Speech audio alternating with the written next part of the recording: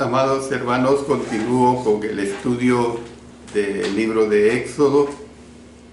Hoy vamos a continuar con el capítulo 13 en los versos 17 hasta el 22. El tema que voy a abordar es "Yo los estoy guiando".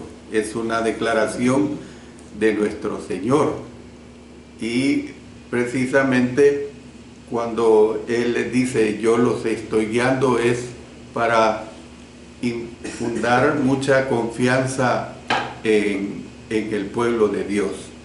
Vamos pues a pedir la dirección del Señor para proceder a presentar el mensaje.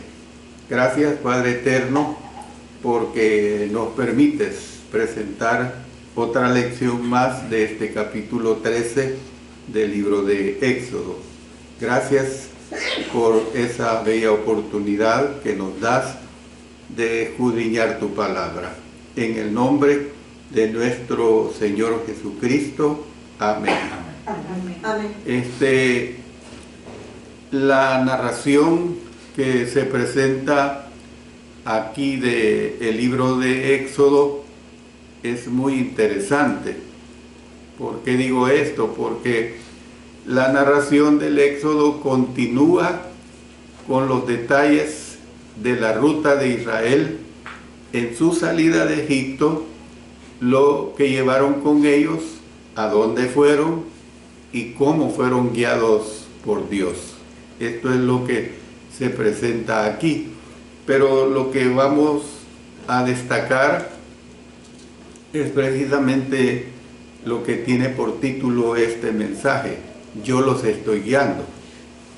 Miren lo que nos dicen especialmente los versículos 17 y 18 del capítulo 13. "Y luego Faraón dejó ir al pueblo. Dios no lo llevó por el camino de la tierra de los filisteos que estaba cerca, porque dijo Dios, para que no se arrepienta el pueblo cuando vea la guerra y se vuelva a Egipto. Mas hizo Dios que el pueblo rodease por el camino del desierto del Mar Rojo. Y subieron los hijos de Israel de Egipto armados". Ustedes pueden ver que el Señor, desde que los saca de Egipto, los está protegiendo, les está dando lo mejor. Conste, le aclaro, todavía no hemos entrado a la liberación que se da de hecho cuando entran al Mar Rojo. Todos estos hechos que se están narrando es precisamente consecutivos de lo que se dio. Ustedes recuerden que nosotros somos beneficiados con lo que ya sucedió, y cuando ya algo sucede, usted se da cuenta de que puede ir hacia adelante o hacia atrás. Es como cuando usted ve una película que de repente, sobre todo películas históricas, que de repente van hacia adelante del acontecimiento que se está dando o retroceden. Entonces nosotros tenemos ese beneficio de estudiar lo que sucedió. Entonces vamos a ver en primer lugar una ruta que evitaba un enemigo, y esto es lo que se ve específicamente en los versículos 17 y 18. Ustedes pueden ver que el Señor no condujo al pueblo por el camino de la tierra de los filisteos, un camino del que se habla en Isaías. Miren lo que dice Isaías 43, 16. Dice: "El camino del mar, así dice Jehová, el que abre camino en el mar y senda en las aguas impetuosas", que corresponde al nombre latino de Via Maris, utilizado desde la época romana, la Via Maris. Este camino norteño habría sido la ruta más corta de Egipto a Canaán. Yo se lo ilustro de esta forma. Donde nosotros vivimos, Ciudad Merliot, para ir al oriente, a San Miguel, hay dos rutas. La ruta de la carretera panamericana y la ruta del litoral. A nosotros nos sale mejor tomar la ruta del litoral. Creo que son 40 kilómetros más, pero se avanza más rápido porque es en línea recta. En cambio, si yo ocupo la ruta de la Panamericana, hay que atravesar toda la ciudad de San Salvador y muchas curvas. Entonces, aunque una ruta puede ser más larga, pero es más rápida. Pero en este caso, la ruta de los filisteos, que el Señor les evitó que la tomaran, fue para asegurarlos. ¿Por qué? Porque los filisteos eran guerreros. Y entonces Israel, a pesar de que ya cuando sale de Egipto tenía 430 años, ya como nación se puede decir, no tenía experiencia en la guerra. ¿Ve? Entonces, aunque como vemos, ellos salieron armados, pero como quien dice, es como cuando se agarran soldados reclutas, que apenas se les da 2 meses de entrenamiento y se lanzan al campo de batalla. Ellos no tienen mucha experiencia. Entonces, por eso estoy diciendo que este camino norteño había sido la ruta más corta de Egipto a Canaán. El pasaje da la razón por la que Dios escogió un camino diferente. Sabía que el pueblo aún no estaba listo para una batalla. Y quien se desanimarían al enfrentarse, pues ellos se desanimarían al enfrentarse a los guerreros filisteos. Ellos eran guerreros. Su tendencia a desanimarse cuando se enfrentaban a fuerzas militares superiores es evidente en el incidente posterior en el que estuvieron involucrados los 12 hombres enviados a espiar a Canaán. Y fíjese que se lo voy a poner como una ilustración. Vamos a leer de Números 13, del 32 hasta el 4 del capítulo 14 de Números. Dice 13:32 hasta el 4 del capítulo 14. Y hablaron mal entre los hijos de Israel de la tierra que habían reconocido, diciendo: la tierra por donde pasamos para reconocerla es tierra, noten, que traga a sus moradores. Es tierra de guerreros pues. Y todo el pueblo que vimos en medio de ellas son hombres de grande estatura, los gigantes que se habla en la Escritura. También vimos ahí gigantes, pues, hijos de Anat, raza de los gigantes, y éramos nosotros, a nuestro parecer, como langostas, o sea, como quien dice, compare usted el elefante con una hormiga. Y así les parecíamos a ellos. O sea, no es retórica que se habla aquí, es una realidad. Entonces toda la congregación gritó y dio voces, y el pueblo lloró aquella noche.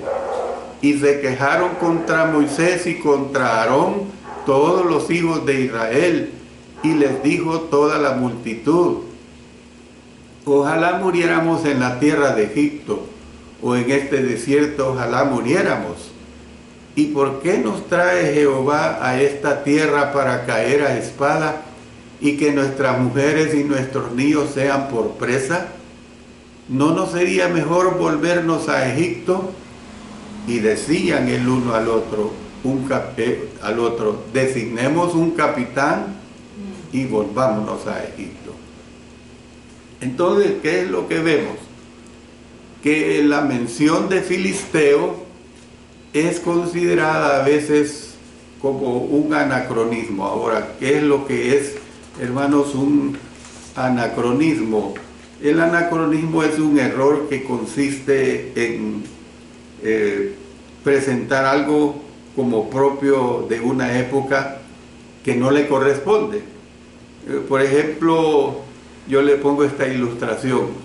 Esta película está llena de anacronismos, o sea, de cosas que no le corresponden a la época, pues, o sea, costumbres o ideas de una época. Es decir, viajar hoy en día, por ejemplo, usted puede decir viajar hoy en día en carroza, es un anacronismo, no nos pertenece a nosotros. Es decir, si usted de repente apareciera una carroza jalada por 1 o 2 caballos, eso no corresponde a nuestra época, pero en cambio si usted ve un documental de la época y ve cómo se transportaban en esa época, entonces es la realidad de la época. Entonces, por eso es que estoy diciendo que la mención de filisteos es considerada a veces un anacronismo en este pasaje. Los filisteos ciertamente vivieron en las regiones costeras de Palestina. Sin embargo, la evidencia arqueológica indica que no se asentaron en esa región hasta alrededor del año 1200 a.C.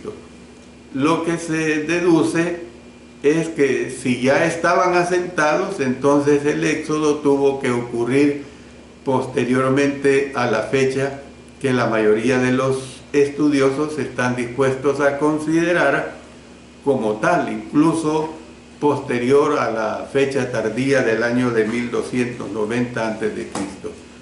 ¿Qué es lo que vemos? Pues que si el éxodo efectivamente ocurrió antes, entonces la palabra filisteo parece fuera de lugar en el pasaje. Por eso decía, es un anacronismo. Esto supone para algunos que el libro tuvo que haberse escrito en una fecha mucho más tardía. Son posibles otras soluciones a este problema. Una explicación podría ser que los filisteos, o al menos algunos filisteos, estaban en la tierra en ese momento, pese a que los arqueólogos aún no han encontrado ninguna evidencia de su presencia. Entonces los israelitas, por lo tanto, habían de viajar por un camino diferente. En otras palabras, por un camino más largo. Pero, ¿cuál era el propósito? Como ya lo he dicho, asegurarse pues de que no se iban a enfrentar con naciones guerreras. En lugar de ir por el camino de la tierra de los filisteos, los israelitas salieron de Egipto, dice, por el camino del desierto del Mar Rojo. Además, dice que subieron armados. Mire lo que dice Éxodo 13:18. Mas hizo Dios que el pueblo rodease por el camino del desierto del Mar Rojo. Y subieron los hijos de Israel de Egipto armados. Hay una versión que dice que subieron con un despliegue marcial. Otra versión lo describe como preparados para la batalla. Esto probablemente significa que los israelitas estaban armados, pero no fuertemente armados. ¿Ve? Los israelitas salieron en formación de combate, es decir, los hombres armados a la vanguardia, sus familiares más vulnerables bajo la protección de sus líderes. El pueblo de Dios tuvo que haber sabido que eventualmente se enfrentarían a enemigos y ellos tendrían que luchar. Esto es evidente. Yo le pongo como ejemplo el caso de David y Goliat. ¿Qué es lo que hizo David? Un enano comparado con la estatura de Goliat, que medía más de 2 metros, un hombre guerrero, con una armazón poderosa. Pero ¿qué es lo que hace David? Él dice que cuando emprende el ataque a Goliat, dice, en el nombre del Señor de los ejércitos. Y esto es lo que el pueblo de Israel tenía que entender. Claro, en su condición humana eran débiles, siempre se mostraron muy débiles. Cuando se veían en situaciones difíciles, flaqueaban enormemente, y siempre lo que anhelaban era volver a ese estado de esclavitud que tuvieron en la nación egipcia. Bueno, pero veamos otro aspecto de este mensaje que tenemos aquí intercalado, cuando el Señor les dice que no temieran porque Él los estaba guiando. Ese mensaje es huesos que hablan, permítanme, huesos que hablan de la promesa de Dios. ¿Qué es eso? Mire lo que dice el verso 19. Tomó también consigo Moisés los huesos de José, el cual había juramentado a los hijos de Israel, diciendo, Dios ciertamente os visitará y haréis subir mis huesos de aquí con vosotros. Él se los había pedido, ¿verdad?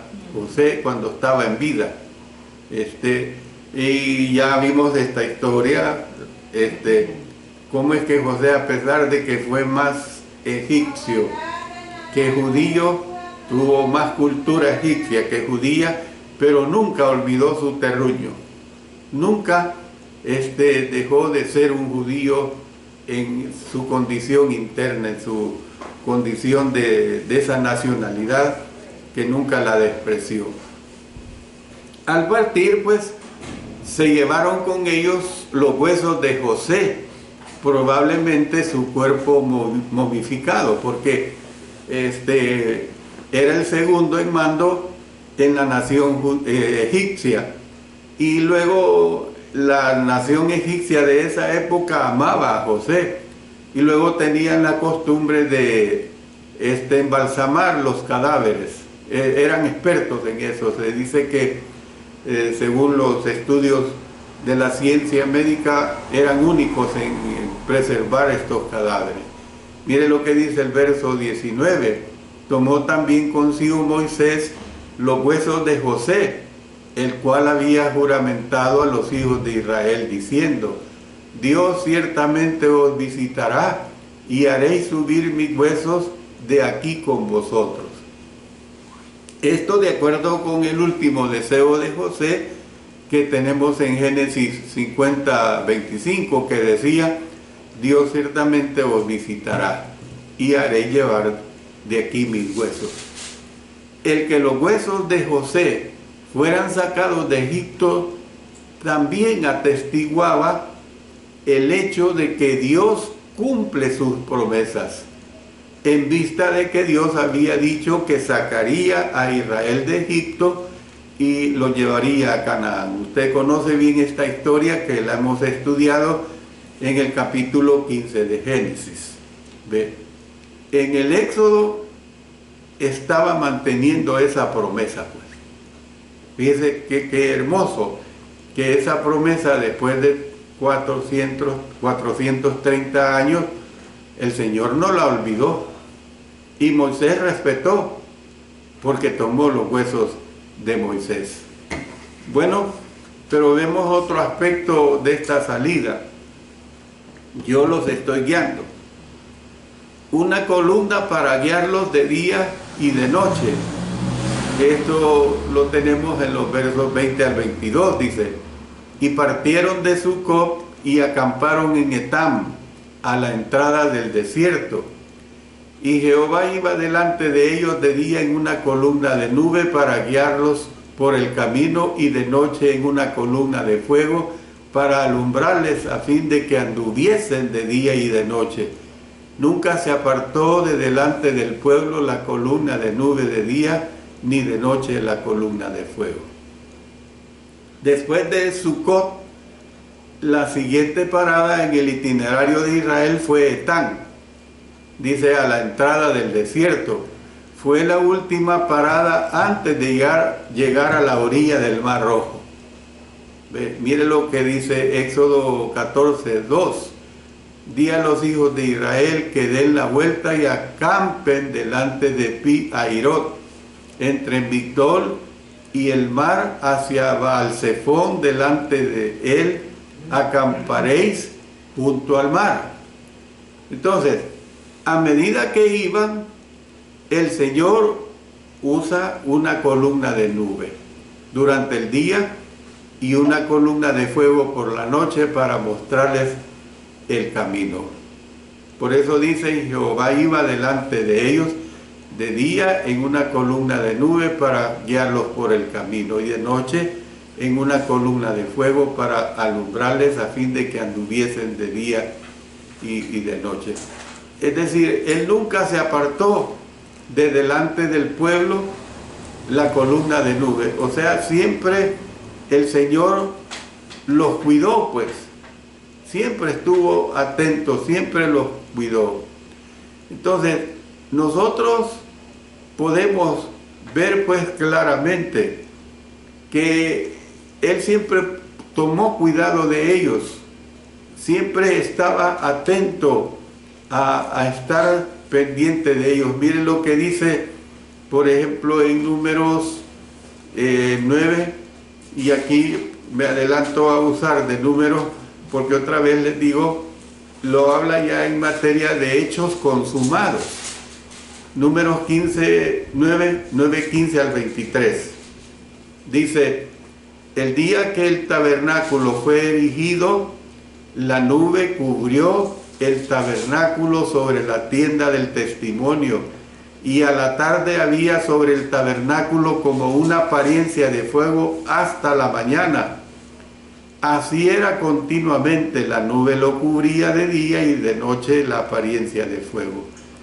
Cuando se alzaba la nube del tabernáculo, los hijos de Israel partían. Imagínense qué señales más poderosas. Y en el lugar donde la nube paraba, allí acampaban los hijos de Israel. Al mandato de Jehová, los hijos de Israel partían, y al mandato de Jehová acampaban todos los días que la nube estaba sobre el tabernáculo, permanecían acampados. Cuando la nube se detenía sobre el tabernáculo muchos días, fíjese bien, muchos días, entonces los hijos de Israel guardaban la ordenanza de Jehová y no partían. Y cuando la nube estaba sobre el tabernáculo pocos días, al mandato de Jehová acampaban, y al mandato de Jehová partían. Y cuando la nube se detenía desde la tarde hasta la mañana, o cuando a la mañana la nube se levantaba, ellos partían. O si había estado un día y la noche la nube se levantaba, entonces partían. Noten aquí, o si 2 días o un mes, miren qué curioso, un mes o un año, mientras la nube se detenía sobre el tabernáculo, permaneciendo sobre él, los hijos de Israel seguían acampados y no se movían, mas cuando ella se alzaba, ellos partían. Imagínense la paciencia pues que el pueblo tenía, respetar 1 o 2 días, respetar un mes o respetar un año. Mientras la nube no se movía, pues ellos tenían que estar estáticos. Al mandato de Jehová acampaban, y al mandato de Jehová partían, guardando la ordenanza de Jehová como Jehová lo había dicho por medio de Moisés. Entonces lo que vemos pues, que en el Antiguo Testamento al Señor a menudo se le representa con una nube o con fuego. Se ha dicho que el fuego siempre bíblicamente es símbolo de castigo, pero aquí en este caso no es así, es símbolo de representación del Señor. En conclusión de este estudio, yo los estoy guiando, fíjense bien, que los guiaba a través de esta nube o a través de esta llama de fuego. En cada coyuntura, pues, los israelitas lograron ver la guía de Dios. Esto es lo importante. En cada coyuntura, los israelitas lograron ver la guía de Dios. ¿Qué es lo que aprendemos de esto, hermanos y hermanas? Que nosotros también podemos ver sus bendiciones todos los días por medio de su palabra y por medio de su atención a nuestras necesidades. Usted puede ver esa guía de Dios, que todos los días usted tiene que comer, tiene donde vivir, tiene que vestirse y muchas más bendiciones. Tenemos que aprender a darle la honra y gloria y honor. Y usted a lo mejor podrá decir, bueno, pero si los incrédulos tienen estas mismas bendiciones, ahí deje que ellos las tengan, porque Dios derrama su sol sobre buenos y malos, la lluvia sobre buenos y malos. Pero usted, como hijo e hija de Dios, dele la honra a Dios. Yo, cuando termino el día y oramos con mi esposa, antes de ir a la cama, pues le hemos dado la honra y gloria a Dios. Eso es lo importante que nosotros tenemos que entender. No nos tenemos que fijar en que, bueno, el mundo es así, el mundo es allá. Gracias a Dios que damos la honra y gloria a nuestro Dios. Yo quiero terminar diciendo lo siguiente. Hoy es 24 de diciembre. El mundo celebra el nacimiento de Cristo, nosotros no, porque bíblicamente hablando, no hay ninguna evidencia de la fecha del nacimiento del Señor Jesucristo. Ahora, que la gente celebra, que celebre. Son tradiciones a las cuales no nos podemos oponer, ¿verdad? Yo le digo que dentro de 2 o 3 semanas, no sé, tengo que revisar mis estudios ya preparados. Yo voy a dar estudio de unas 4, 5 o 6 clases sobre las tradiciones, las buenas y las malas tradiciones. Les doy este avance, como ya lo he hecho anteriormente, para que estudiemos todos estos aspectos. Que el Señor nos cuide en este día y por siempre. Eso es lo importante, que nos cuide sobre todo de la gente que agarra estas festividades para emborracharse, para que a través de los efectos de la droga le causen daño a la gente que anda caminando bien. Oremos. Señor Dios Todopoderoso, te damos agradecimientos porque nos has permitido el estudio de tu palabra. Gracias por ello, Padre eterno. Permite que siempre lo hagamos con mucha dedicación, con mucho entusiasmo, y que aprendamos cada lección que tú nos presentas.